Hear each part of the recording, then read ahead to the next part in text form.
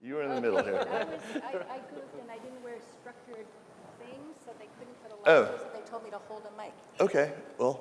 I should know better.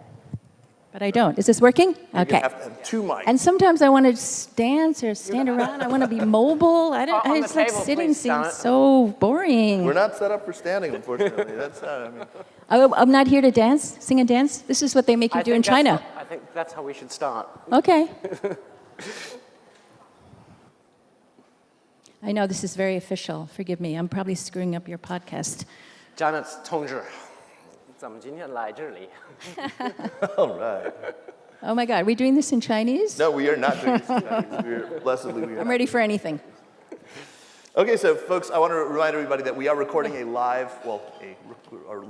a live recording of a podcast, which means you have one primary responsibility, which is to make a ton of noise when I ask you to make noise, because this is why we do this, right? I mean, so folks, I'm going to go ahead and count it down. Unfortunately, we're going to just run the whole hour and then not leave time for questions and answers, but we'll stick around during cocktails, and after a couple of drinks in me, I'll answer the questions better anyway, and I'm sure that's what Janet will do too.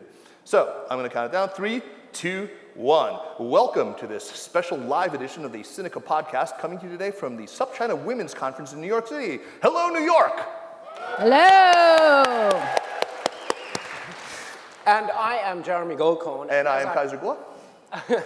And we are delighted that you could all be here to join us for our conference and for this live recording. Tonight we are honored to have as our special guest Janet Yang, who is producer, seasoned consultant, and one of the people who has done the most to promote and to facilitate trans-Pacific knowledge, cooperation, distribution, co-production of a film between the United States and China. Among Janet's many accomplishments, she was responsible early in her career for bringing all the great films from China's fifth-generation filmmakers like Zhang Yimou and Chen Kaige to the United States. Janet was also instrumental in bringing Hollywood film to China as the Chinese film market began to open up. She's best known, perhaps, as the executive producer of the classic Chinese-American film, The Joy Luck Club. The Joy Luck Club. Everyone knows The Joy Luck Club, right? Yeah! Yay! Janet was also point person for government relations and the general China Uber fixer for the Steven Spielberg film Empire of the Sun, which was shot almost entirely in Shanghai. And in addition to her very long list of producer credits for some truly excellent films, Janet is also a member of the Committee of 100, which is an organization whose work in these difficult times is more important than ever. I would be remiss, though, if I didn't also point out that since I've known her, I've come to regard Janet as something of a long-lost, far more successful, awesome big sister to me. Not only have I found myself in profound and quite emphatic agreement with just about everything I've ever heard her pronounce on with respect to China or the US or to film or anything else, but also we discovered, more importantly, at a conference in Washington, D.C. last year, after we went for a couple of drinks, that we are both able to sing a whole lot of old 1960s and 70s Chinese communist revolutionary songs. I think we'll again, get enough drinks to us later and we'll treat you to it.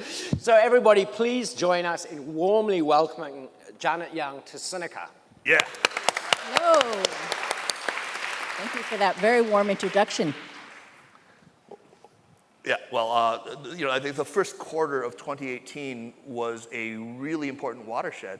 Not only did Chinese box office actually surpass the United States a couple of years ago, but it actually now, at $3 billion in the first quarter of 2018, surpassed the entire North American market, which is really quite remarkable.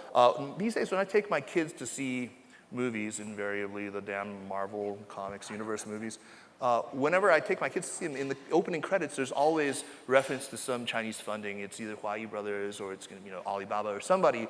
If you look for it in the credits of just about any major American production now, you'll see that there's Chinese money involved in it, which is a good thing, I think. But what about the other side of this, Janet? The allegation that one hears quite often, really, that Hollywood studios are they're hoping for big box office take in China.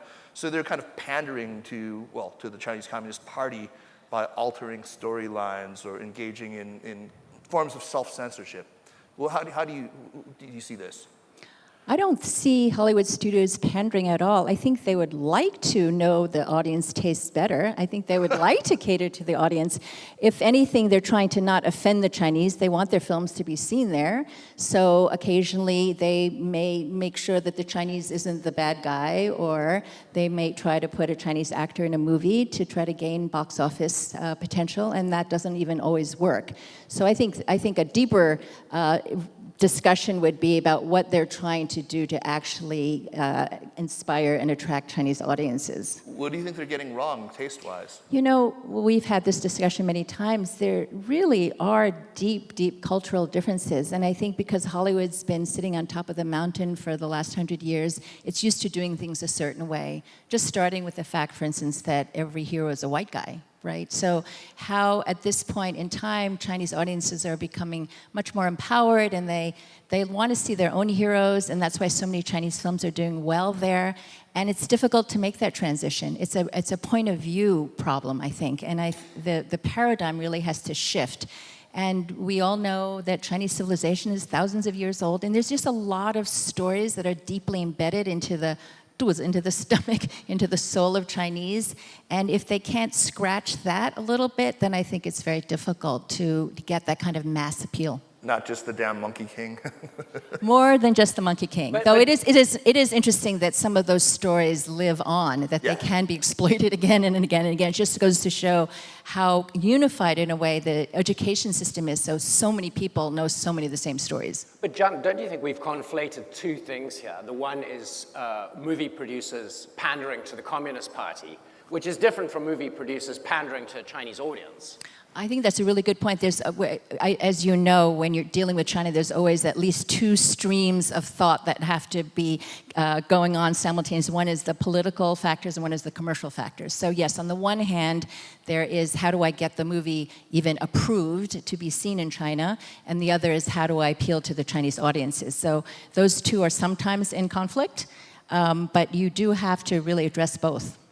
And on a similar topic, you worked on The Empire of the Sun, a great film, which was filmed in China in the same era as The Last Emperor, another extraordinary film. And both of those movies, if you look back from today's perspective, it seems extraordinary the amount of access that you had, both in terms of filming locations, but also the ability to shoot a subject about a sensitive, shoot a film about a sensitive historical subject. Have things got worse? You closed down Gugong. I mean, you shot in the Forbidden City. You closed down the Bund. Right, I mean, it's unbelievable. Well, and you wrote, you did a movie about, about the last, Qing Dynasty emperor. A sympathetic portrayal. Sympathetic. I mean, where the Cultural Revolution featured very prominently in it. It was. So it shows that a lot really has changed. One thing that's changed, first of all, is that it's not a novelty anymore. Back in the day, Steven Spielberg wants to make a movie in China. Well, they were going to pretty damn sure open up the doors, Bertolucci. So, and then also, obviously, there wasn't much of a box office to speak of. So these films were made as what's now called a sister productions, 协拍 and not 合拍, not an official co-production. So they were not even meant to be distributed in China. Right now, a lot of the sensitivity is what's distributed there. Then, of course, we've got the fact that everything went straight up to the State Council and, the top levels of government. So once you got their approval, then everything fell into place. We could shut down the Bund back in the 80s because the Bund was under the control of the government, and also we could make a movie that looked like 30s Shanghai in 80s Shanghai because it hadn't changed that much. If you tried to recreate 30s Shanghai today, that would be a much more difficult proposition. Would anybody be able to shut down Google? Forbidden City, that would also be much more difficult because now there's so many different individual proprietors and commercial interests. So once again, the politics and the commercial interests clash, and back then it was really, if you assuaged the political powers, then you pretty much had your everything you needed.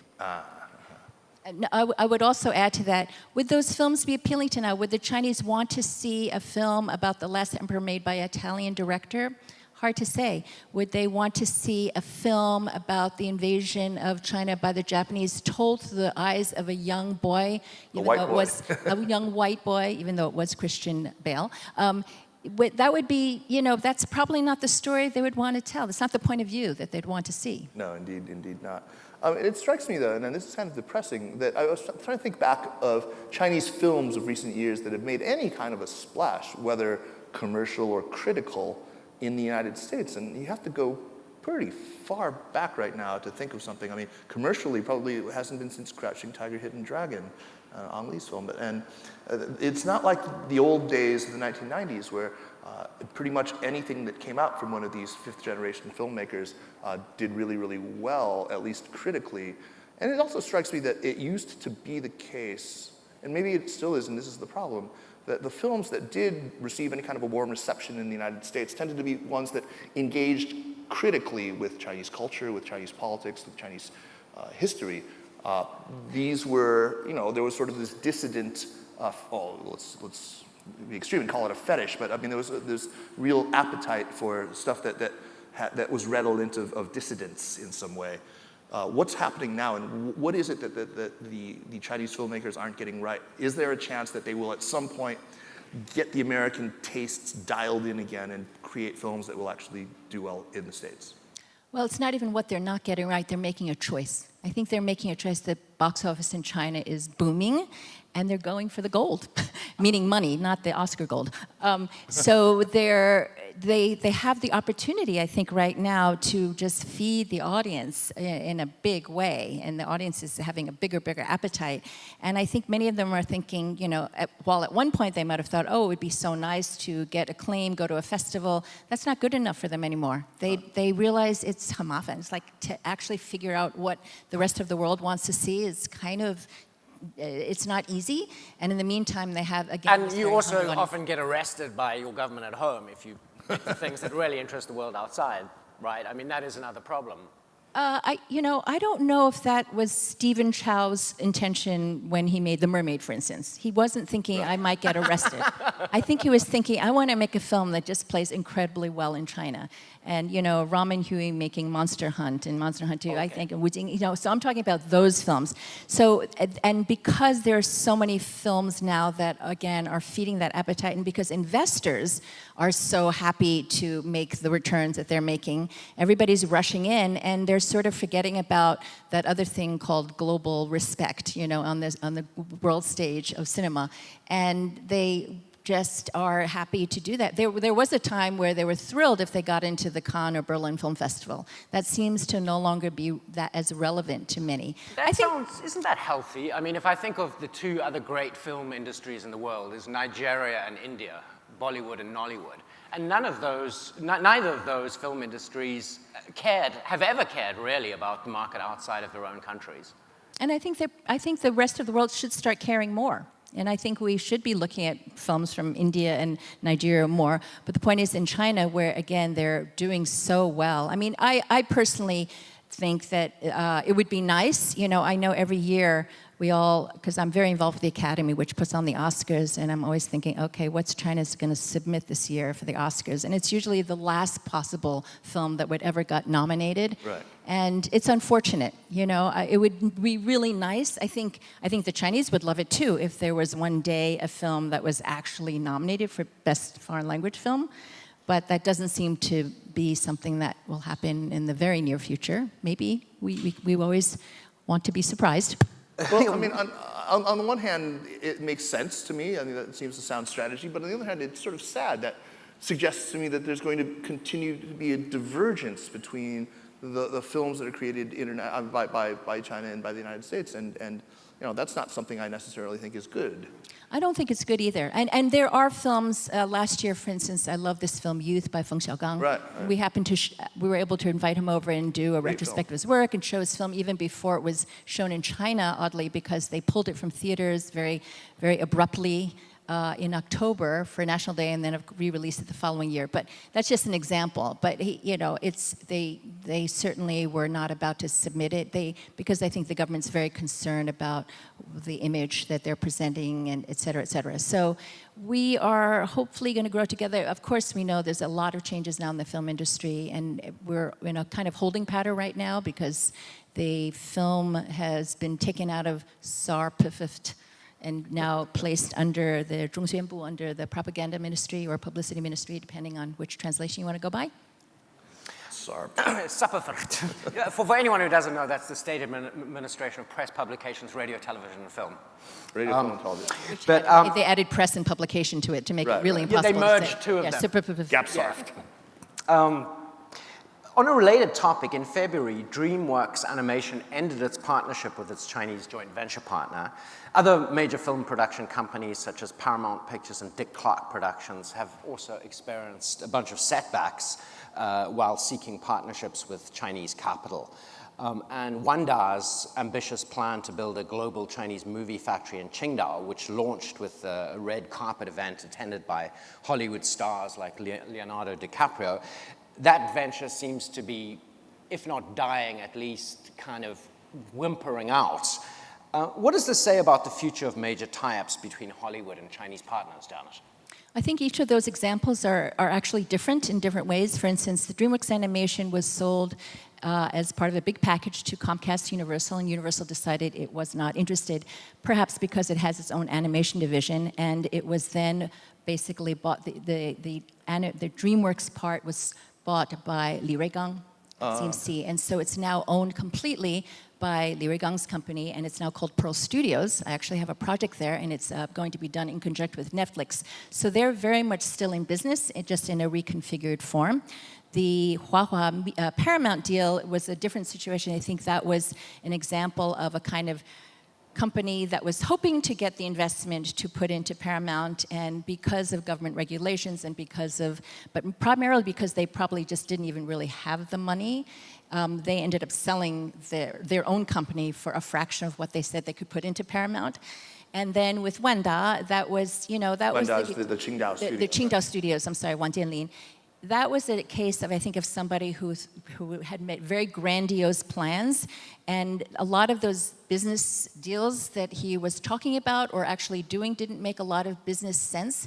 And I'm not sure it was a terrible thing. The government said, you know what, we got to scale back, and they decided to not let him borrow money anymore. So Qingdao Studios, they actually just had their official opening. He sold the land there, and he now manages the studios. So they're still hoping for a robust business in Qingdao, and it's just not owned by him anymore. So I mean, this is not a trend, is this what you're saying?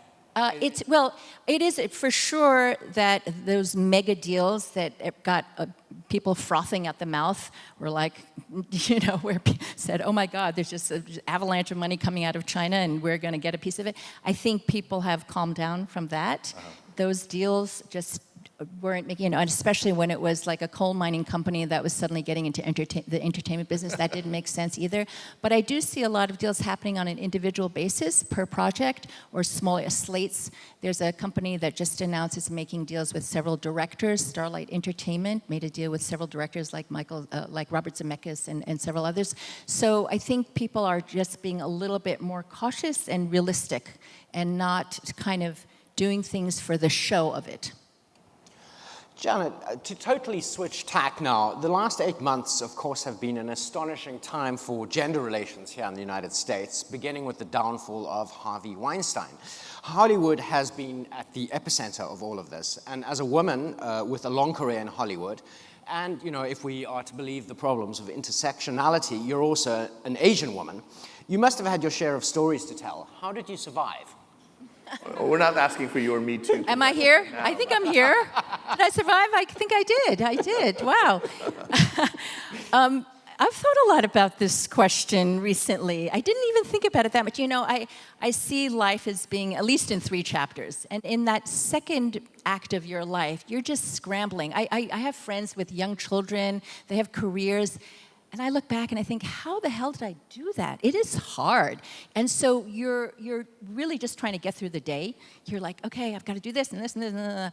And I now have a little more time to reflect. My son's in college, and a lot has happened. And this movement has been mostly incredibly, it's horrifying on the one hand that we all put up with it, because we did. I mean, I did not, I was actually quite shocked that Harvey was as egregious and criminal in his activities as he was. But but he was a jerk. I mean, like, you know, he was not a nice person. That much I knew. I just didn't know he was raping women. So it was worse than I thought, and it was quite horrifying to learn about the depths of certain behavior by him and many others.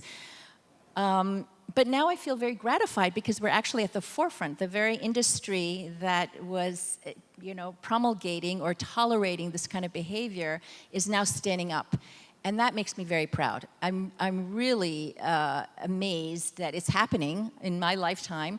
And I'm also given a lot of a fresh perspective because of all this. Because as I said, I think if you asked me 10, 15 years ago, well, how are you making it in Hollywood? I would say, oh, I'm so lucky, you know, they let me in the room. I'm Asian, I'm woman, how did this happen? You know, working with powerful men. But now I do see that the system is very skewed. And I am so happy that we can talk about it in a really honest way. And I do know that there are opportunities that were missed or advancements that weren't, you know, made or whatever because of being a woman and because of being Asian and how we're perceived. And that's why I stay in this sometimes what I think is a godforsaken business, because the power of images is so important. How we are seen is so important. It affects business, it affects politics, it affects everything. So, you know, I've been many times in rooms with just all white men, and there's this feeling like, oh, they know, and I have to adapt. So it's a feeling of constantly adapting to what they do and how they talk and how they have succeeded. And what is gratifying now is that people actually want to hear what it's like to be an Asian woman. You're talking to me, I'm thrilled. No, it's like, but I think what women and Asians have to bring to the table is not just the ability to succeed in a white man's world, because I think enough of us have proven that it is possible to achieve success, but to bring a different values and to change the culture a little bit. I mean, women in general, and I would say Asians, that we're more collaborative, we communicate better, we can't afford to have giant egos. We would never survive if we had egos, if we were incredibly entitled. So we You'll just get there one day. Oh, okay, I hope so. No. I'm waiting for that day. But no, it's so much easier, in my experience, to work with women and to work with Asians, and there's this kind of camaraderie, and it flows better, and that's my experience. And I realize all that other stuff that I felt that made me feel really yucky at times, I don't need that anymore. It's not something that I want to put up with anymore. Yeah. I know you have. Nice. I have another related question. I know you have a big thing to ask, Heidi. Hang on a second. Like I want to lower this because Okay. this is I like know, totally in your way. And I can't see, I'm like staring at this big black there we go. hole, and I That's- can't even see who I'm That's talking better. Okay. Okay. This is when you had to rush to set up. So sorry about that. And Janet, sort of on a related theme, I mean, you mentioned the power of image to change lives. And I've been living in the United States for 3 years now, and I think it's quite noticeable that the number of Asian Americans on the screen is going up. I mean, the most obvious one, obviously, is Constance Wu and Fresh Off the Boat. You have Renewed Crazy for a fifth Asians. season. Yeah. It just got renewed for a fifth season. Yeah. Right. All right. Are things changing? Well, I have just seen two amazing works. One is Crazy Rich Asians, coming out in August. It's a movie based on a best-selling book. Jonathan Chu directed it, and it's got Constance and a host of wonderful Asian American actors. And I think it really delivers. It's a romantic comedy. It's a crowd pleaser. It looks beautiful, great costumes, great set design. And I think, here's the wonderful, awful fact. It's been 25 years since Joy Luck Club, and this is the first movie since then that is being supported by a studio. It's a Warner Brothers movie. No other studio at no other time has decided to make a movie with an all-Asian cast. So it's historic, and it's good. And Warner Brothers is going to be spending money, I believe, to market it. So you should all know about it sooner or rather later. Yay! Absolutely. And, you know, it gives me great joy and pride to promote other people's works. I've been hoping for a long time that there were others that we could say, yes, go see this movie. And that's one. And then just a couple of nights ago, I saw David Henry Hwang's play called Soft Power. And again, very, very satisfying, wonderful, at times brilliant. It's a musical.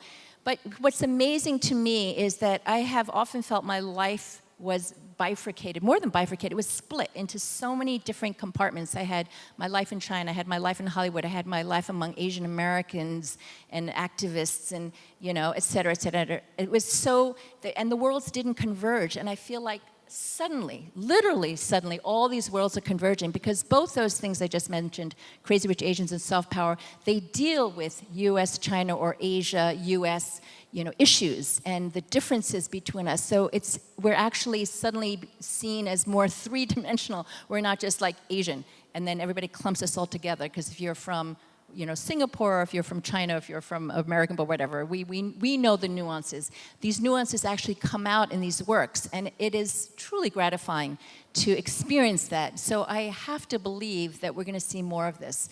David told me that it started out as a kind of a smallish play, and the Center Theater in Los Angeles, they kept encouraging to make it bigger and bigger so he could put all these grand ideas in there. And it's quite wonderful. I hope you see it. It's going to San Francisco in June, and I'm sure it's going to come to New York. And Crazy Rich Asians, again, August 17th is the release date. That's just great. See, one of the things that I love about talking with Janet, and every time we engage on these really big, deep sort of philosophical issues you just heard her talking about those fundamental differences between people from East Asia, between Chinese and let's call them Westerners.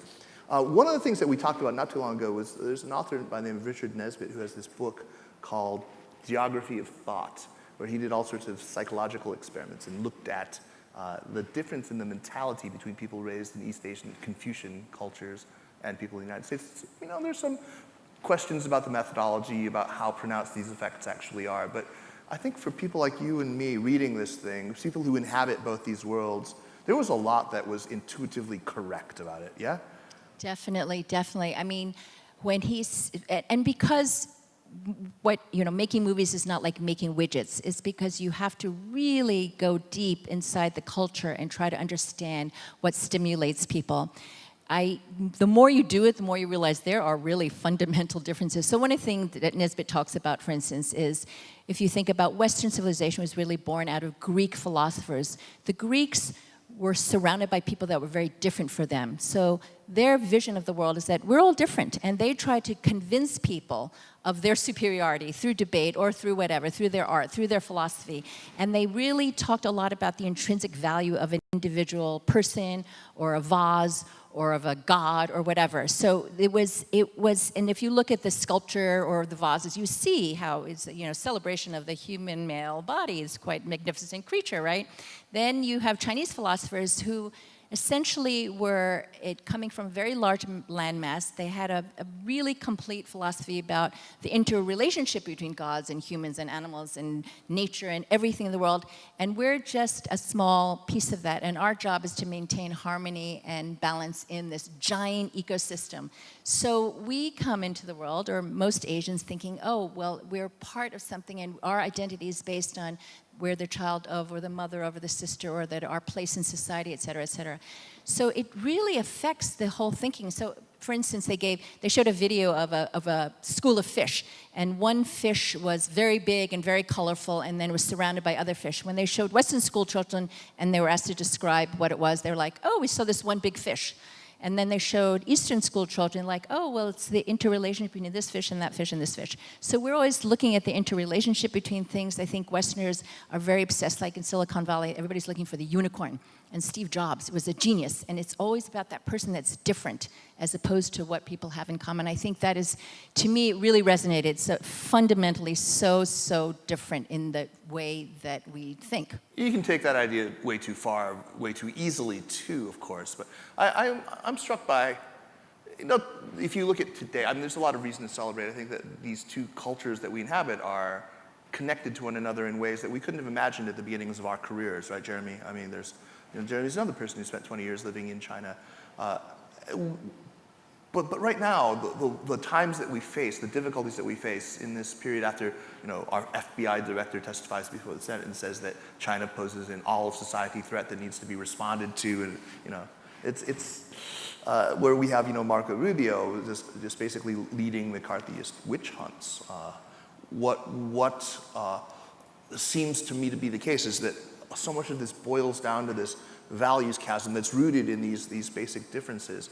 What should we be thinking about? What do you want to tell the people on both sides about how to better sort of navigate these fundamental differences? Well, there's fundamental differences. We can talk about things that are very similar, especially as Absolutely. regards to U.S. and China, because I think what's similar is that we both come from large land masses. I say we both. I can be American and Chinese, right? Right. We Americans, Chinese are both from these large land masses. There's a certain kind of confidence and comfort. I know a lot of people have lived all over Asia, and they immediately feel comfortable in China because there's a kind of just this camaraderie that exists, and people are sort of curious and open and unpretentious, and just that kind of value hard work. So, they're meritocratic, basically. And there's basically decent. Also, have the hubris of believing that they can ultimately, be a self-reliant single economy where it isn't necessary to learn another language. And they both have their own ridiculous exceptionalism. Yeah, sure. Lots of things in common. I agree. Well, the Chinese are much better at learning English than Americans are at learning Chinese. That's for sure. They're definitely outdoing us in that level. But there's clearly these are the two most important countries, I would say. I mean, in terms of the economies. See, there's that hubris again. I know it sounds awful, but I think because they do affect global power. So what I find fascinating is that China, in every way, is challenging the fundamental principles that America was founded on. Can you have capitalism without democracy? I think China is proving you can. And then, as somebody made a very good point. They were saying, was it Ronnie Chan? Somebody just told me this, that actually America has become the most ideological nation, that we're still holding forth on these values that we've been, raised with. And so, and some people would say China is, but, they're both very, it's a fascinating time. They're obviously evolving on their own axes. And I, for one, feel like we have a better handle on what's happening in China than we do in America right now.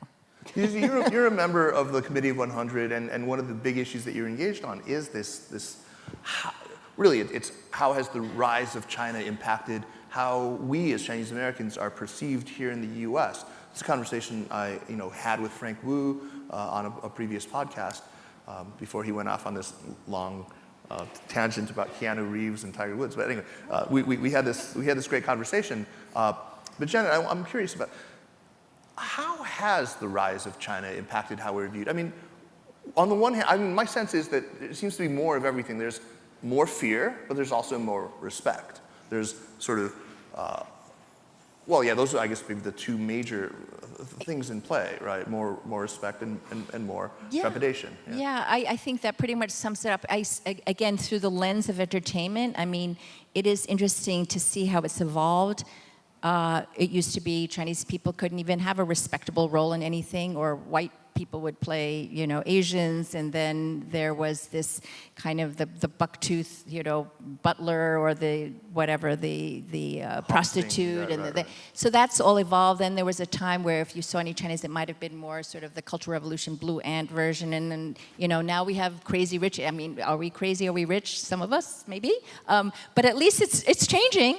It's different, and again, not to put down the movie. It's very, very good, but it is maybe a lot for people to keep up with, because one thing we've always kind of been, though, is the other. And I think that's the part that hopefully will change over time. We're never quite normal.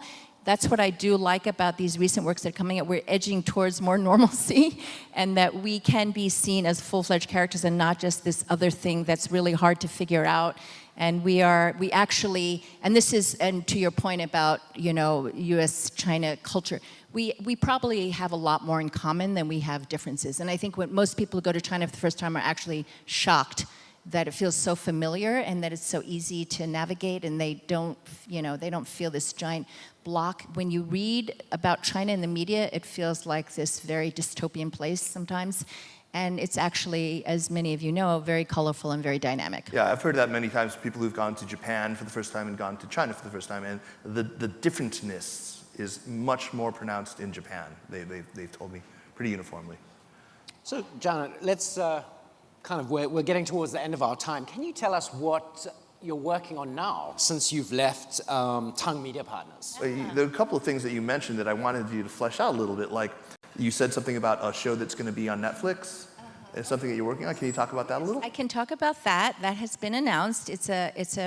I was invited to, at the time it was Oriental DreamWorks Animation, and they invited a group of us to form this sort of brain trust. And so I pitched a story that was inspired by Chang'e, the moon goddess. And I love that story. You know, there's a woman up in the moon with her rabbit. What's she doing up there? Why'd she have to go? But I also wanted to make it contemporary. So the story essentially is about a girl who comes from a mooncake making family. So she hears about Chang'e all the time. She's always, you know, talking about Chang'e. And she decides she wants to go to the moon to meet Chang'e. So she actually builds a rocket ship and she goes to the moon. So we can look for it. We have a most amazing director named Glenn Keane, who actually created The Little Mermaid for Disney and many other wonderful iconic images. And so next fall, I believe, is for just in time for Mid-Autumn Festival. Aren't you working on some sort of a platform, I hear, about for showcasing Asian female talent? I've decided, you know, again, I feel like it's really a moment in time. And because of so much work that I've been doing that's kind of more pro bono, like with the Academy, I've introduced a lot of new members to the Academy and really working on international outreach and things, the U.S.-China Film Summit that I do with Asia Society. I realized that so much of what I want to do is not just hustle for individual projects, though there'll always be that, but I want to try to raise the possibility of more people being in this industry and just having a louder voice. So I'm really focused now on Asian female talent because I feel like the Me Too movement is wonderful, but often Asian women get neglected, and the Asian American, you know, activity is wonderful, but also often women get neglected, and I feel like it's time to focus on Asian women. What a perfect place to talk about this. So there's something very powerful that's going on when women get together and Asian women get together, and so, yeah, I'm going to try to match content and talent with buyers and investors. So that is something that I am focused on right now. Don't forget about the Asian male stuff. Oh, won't forget about it. We were talking earlier. We won't forget. She's going to put me We in love something you where too. I'm going to be even like white men. like a bad guy in a movie where I don't have to say anything. I'm just going to flower I'm so messages. sorry that we talk about it in that way to make you and it's terrible. The goal is to be more inclusive and not just to be equally exclusive. We love all good people. Jeremy, I've forgotten that you're white. I'm sorry. I keep you're Yeah, I'm white, but you know, you have about 400 years of imperialism to make up for. So I'll This is forgive true. you this. Somebody, I was just having lunch today with some people, including a white man. He said, you know, when I screw up, I know I can't blame anybody but myself. I thought that was very interesting. I suppose. What other projects do you have going right now? I know you've got a lot. Yeah, there's a lot of things. I'm working on a couple of different TV series, and I have there's another film that I'm working on about parachute girls. If you know what that is, it's young women who come over. Well, you know, because the education system is so rigid in China, so a lot of parents decide pretty early on that if their child is not going to make it a great score in the Gaokao, they better pivot and think about how they can have a path, you know, more satisfactory path in, say, America. So they send them to school here in middle school or in high school. And many of these kids are unsupervised, and they're living with homestays, or they have condos that their parents bought them. And in places where there's very, very large Chinese communities, it's almost become a little mini society unto itself. So that's the oh, wow. That should introduction. Be really interesting. That should be very, very interesting. Well, I want to thank you for taking the time to come. I mean, it's just always such a delight to talk to you and to be able to get you finally on the show. What a treat, and we're going to definitely have you back on again. First of all, let's thank Janet for spending time with us. And so of course, we have to move on to the recommendations section of the show, and I think we've all got a lot of really good recommendations this time, so we're going to spend a little time with that. Before we let you go, so let's make those recommendations, and before we do that, I do want to remind our listeners that the Sinica podcast is powered by SupChina. Join SupChina's Access program for bonus weekly newsletters, for discounts to events like this conference, and for free admission to our other monthly live podcasts in New York or in Beijing or in DC or wherever we have them. all sorts of other goodies as well. I also want to remind everyone that the Sinica Network is growing. In addition to this show, we now also have the Caixin Sinica Business Brief, which comes out every Monday. Not one, but two new tech-focused podcasts. We have the GGV 996 podcast that we do with GGV Capital, and of course, the brand new Pan Daily Tech Buzz China podcast, which is really terrific. Find them both on iTunes, on Stitcher, on Overcast, or wherever you get your podcasts. So let's move on to recommendations. Jeremy, it's our habit to have you start, and so let's Okay, I've got a really quick one, which I may have recommended many years ago on this podcast, but it's really getting good now. It's an app called Pleco, P-L-E-C-O. Oh, Pleco, indispensable. It's a Chinese dictionary, but you can look up Chinese to English and English to Chinese. It has optical character recognition, so you can scan things. Menus. It's really aimed at people who are learning Chinese, not native Chinese speakers. But if you're a Chinese speaker, you can learn it. You can use it for English too. Pleco, very good app. Absolutely, jump in. I want to please. jump in and say what's also amazing is that if you get this long email and you don't know some of the characters, you immediately copy that and stick it in Pleco and it tells you right away. That saved my life. Yeah. Now, I think translation software has really come up it's quite impressive these days. And a lot of that has to do with the application of deep learning, of AI now. It's no longer, they're not just doing statistical sort of comparisons from big corpuses of existent translated text. They're actually doing smart, ground-up translation now, which is just a very, very impressive advance because of deep learning. So whether you use Pleco or Google or Baidu or whatever, the translation software is getting really great these days. Okay, Janet, you have a couple of recommendations for us. I hope you'll take time and give them all to us. Oh, there's a book along the lines of the difference between Eastern and Western cultures. There's a book by someone named Gish Jen. She's normally a novelist, but she wrote a non-fiction book. Oh, really? She spent a lot of time in China, and it's called The Girl at the Baggage Claim. And what she's referring to is a situation where a young woman from China was accepted to a very, very good school here, passed the test, they had a Skype interview, et cetera, et cetera. When the school went to pick her up at the airport, they found that the parents sent her sister instead of her. Oh my God. And so she analyzes, like, in what world does this happen? And how does it? So she talks a lot about the identity and names and the varying levels of attachment thereof. And it's a fascinating book. And it's similar to Geography of Thought, but it uses a lot of anecdotal information. Oh wow, that sounds really good. You had a couple more though. I mean, I wrote down a few that you were going to talk about. That Chojo book, right? When Things Fall Apart? Oh, right. Oh, okay. Well, that is, so we didn't really talk that much about it, but I think life balance and mind, body, spirit, and all of that is incredibly important. Look, we have all lived with a lot of failure and disappointment in our lives. I'm fairly certain. If you haven't, then you haven't lived, in my opinion. The one go-to book for me when things are not going well and I just need to stop and reflect is a book called When Things Fall Apart by a Buddhist teacher named Pema Chodron, P-E-M-A Chodron, C-H-O-D-R-O-N.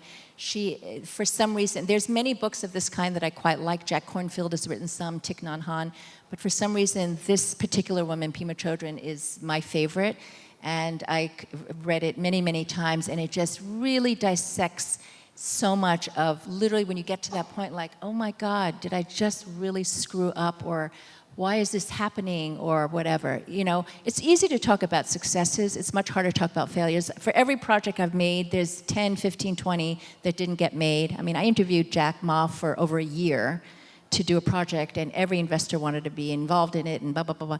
And then for various reasons, it couldn't get made. You know, I mean, the list goes on and on and on. And I do think it's really important to sit with those failures and disappointments as much as enjoy the successes. And I think that makes one's life much richer. Excellent recommendation. I want to recommend a beautiful novel which I finished recently by an author that I really like. His name is Richard Powers. And he's written he won a MacArthur Genius Grant some years ago. This novel, he's written quite a number of excellent novels. Some of my favorites include Three Farmers on Their Way to a Dance, Operation Wandering Soul, and the Goldberg Variations. These are all really good novels. But this is called The Overstory, And it refers to, the upper canopy of trees. So there's a metaphorical thing at the heart of this. The story is really, it starts off the first half of the novel. It seems to be several, maybe up as many as a dozen quite separate short stories, but all of them are anchored, rooted to, if you will, the idea of trees. So it's really about trees. It's an environmental novel, but it's written absolutely achingly beautifully. And of course, these novels all weave together in the overstory, sort of like the canopy of separate trees do. And it made me, first of all, as soon as I finished it, jump on Amazon and immediately order the most lavish encyclopedia of trees that I could possibly lay hold on. So I bought this illustrated encyclopedia of trees that I'll probably recommend on another show. And then I went out immediately into the acre that we live on and identified, oh, that's a linden. I didn't know that's a beech. I'm like, that's a hickory. I had no idea what these were. I'm terrible with trees in Chinese too. I realized this when I was trying to tell this to I didn't know, I knew how to say oak and maple, and that was about, and pine, generically pine. And I need to brush up. Maybe Pleco is going to help me learn all the names of trees. But this is a beautiful novel. It's called The Overstory by Richard Powers.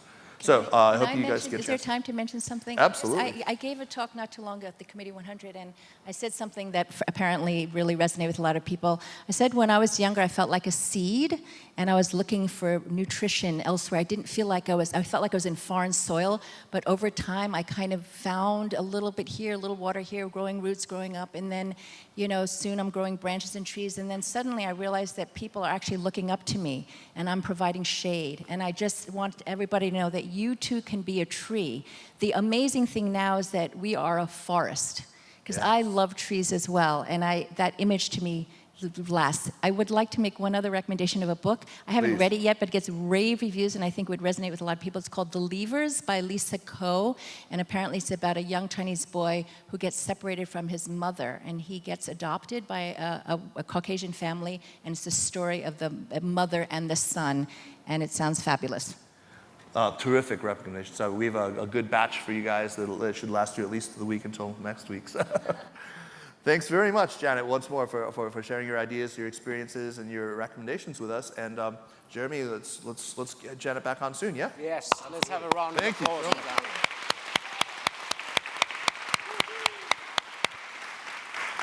The Sinica podcast is powered by SupChina. It is produced by Kaiser Kuo and Jeremy Goldkorn. Drop us an email, really do, at sinica@supchina.com. Follow us on Twitter or on Facebook at SupChina News. And don't forget to leave us a positive review on iTunes or wherever it is that you get your podcasts. And thanks for listening. We will see you next week. Take care. Thank you, Darren. That was great. You're such an easy interview. Okay, so was that great or what? Everybody give a round of applause. Thank you. While today was going on, we have tremendous activity on our Instagram, Twitter, and Facebook. I don't know if you had a chance to take a look at it, and I'm not sure if the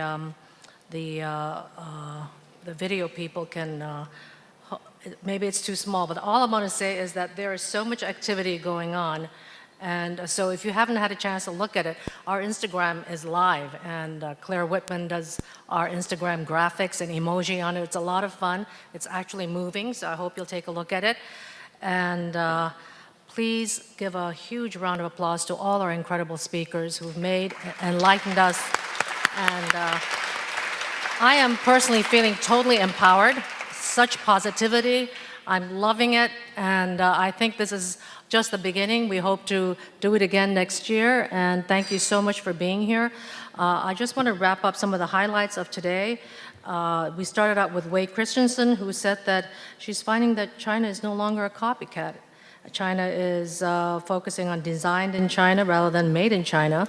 And I think we went on to talk about how even in art, they're preferring to look at Chinese art rather than buying Chinese art rather than Western art.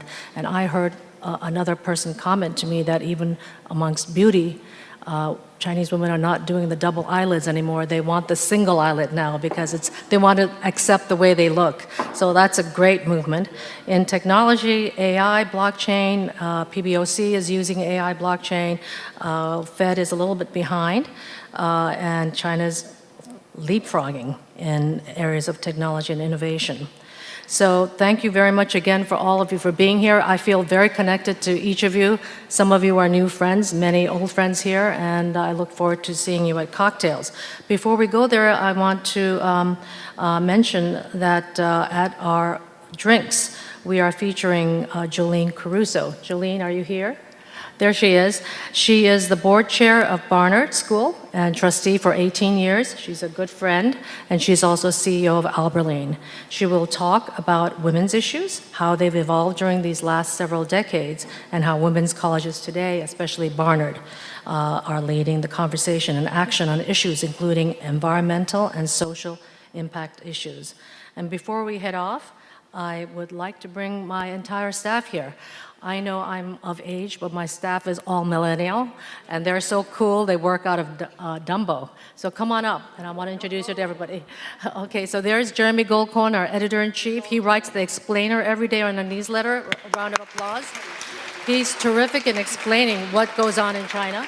Kaiser is our terrific podcaster. He entertains us and amuses us. Come on on. Okay, come on stage. Here's Kathy Cox, who's our sales director. Anybody who wants to advertise with us, please tell Kathy. And while everybody's coming on stage, there's Lucas, who does all our business and politics news. Jia Yung does our culture. Anthony's from Beijing does our website. Lindsay is our sales, and Jia does all the word of the day and the video, what's viral in Weibo. And now we have over 2.5 million viewers, so this is because of them. So thank you so much. It's because of you. Because of you. And I want to thanks again for all the sponsors who've made this possible. I mean, I'm just so heartened. Some of the sponsors said to us, you know, if it's about women, we want to sponsor. So I was just blown away. So once again, United, thank you very much. Brattle Street Education, Citi, Compass, EY, Deloitte, HSBC, Kingdom Capital, Mulan Group, Tiffany, and Peninsula. And now we have a great show ahead of us, which is going to be the award ceremony. I want to say goodbye and thank you for those who joined us today. If you can't join us for the dinner, do look up live stream, and we'll be reporting what happens to dinner. And those who are coming to dinner, I welcome you. But all of you are invited to cocktails upstairs in the Cambridge room. So see you in a minute. Thank you so much again for being here. Awesome job again, once again. Another.